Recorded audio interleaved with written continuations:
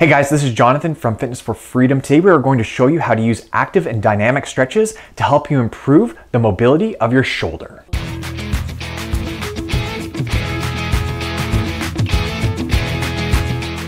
In today's video, we're going to go through some active and dynamic stretches to help you improve your shoulder mobility.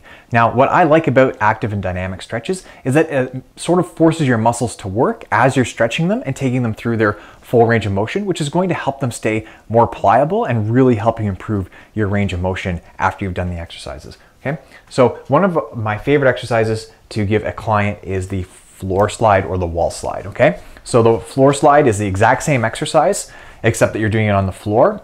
So if this is too hard for you, then go to the floor and do the exact same thing, okay? So what we're trying to do is keeping our back flat against the wall, our elbows, wrists, and hands against the wall as best we can, and we're just going up in the Y as if we're doing the Y from the YMCA song, okay? And by doing this, what that does is, by forcing our whole back and our arms and our shoulders against the wall, is that actively makes us use our upper back muscles, while at the same time, lengthening our internal rotators on the front of our shoulders, okay? Which is very good for our shoulder mobility, right? Which is going to bring us to the next exercise, and that is the cross arm lat stretch, okay? So the cross arm lat stretch is a good exercise for your upper back and your lat muscles, okay? So if you have a lot of soreness up in across behind your shoulder blade or in your lat muscle here, or a lot of tightness there, then this is a good stretch for that. So how I like to do this stretch is to cross your hands across a post, a banister, something that's very firm, because you're going to be leaning quite a bit on it. So I'm not a big fan of using a doorknob, because I don't want you to rip your door out of the door frame, okay? So once you have this good position, you can let yourself fall back, and already you'll feel a good stretch through your back. But instead, what I want you to do is to lean to one side, okay? And by leaning to one side, you're going to isolate that side a little bit more, and you're going to pull into the bar.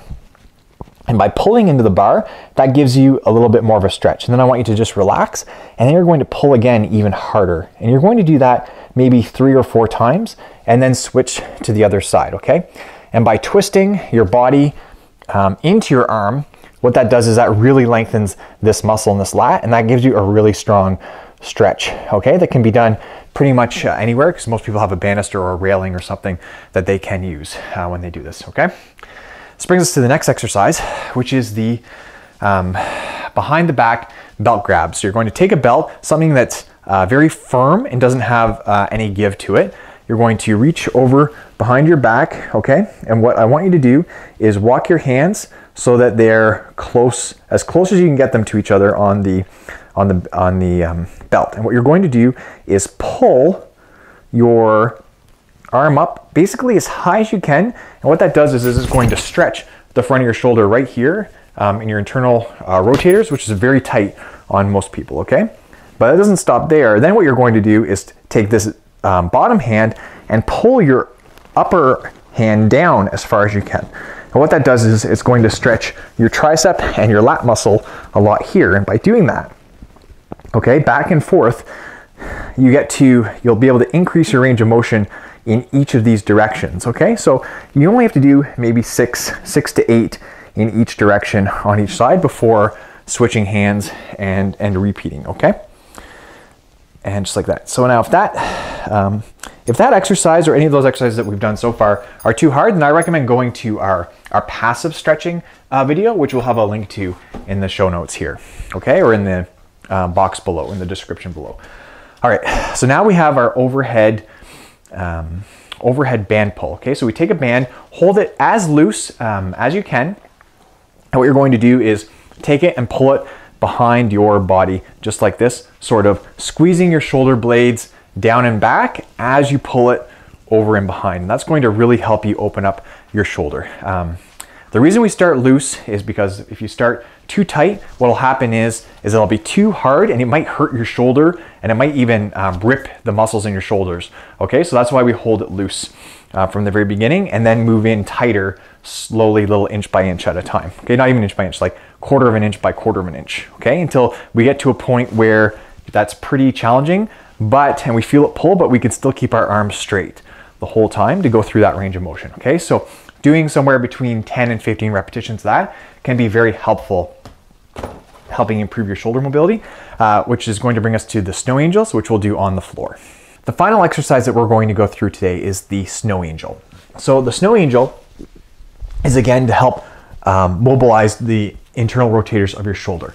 So the first variation or the first version of this is to just lay on your back, start with your fingers at the small of your back, and you're going to snow angel out with your palm facing down. And then once you get to about shoulder height, you're going to rotate so that your palm is up, and then touch your thumb towards the crown on your head, okay?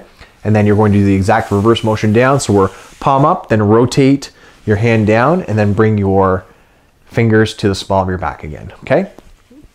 Just like that. So for some people, that is going to be hard enough. You're going to feel a very strong stretch as you do it. For other people, what's going to happen is that you won't feel hardly anything at all. And I want you to, if that's the case, I want you to bend your opposing leg over, okay?